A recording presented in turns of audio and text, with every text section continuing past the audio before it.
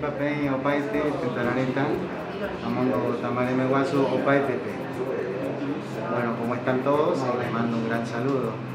Les cuento que estamos trabajando con el equipo de IBE de nuestra provincia de Salta y estamos, bueno, analizando, compartiendo, intercambiando todo lo que hace a nuestra pedagogía, el aporte de los profesores que están coordinando es muy bueno y bueno, ojalá sirva para que todas las escuelas sean bien recibidas en su momento y bueno, trabajar todo lo que es nuestra cultura, nuestra costumbre, nuestro modo de ser y compaginado con lo sistemático para poder llegar a las aulas, a nuestros niños, a nuestras comunidades y aprovecho para invitarle a todos los auxiliares bilingües bueno, que brindemos todo de nuestra parte para que esto se pueda cumplir, se pueda llevar a cabo y con total éxito.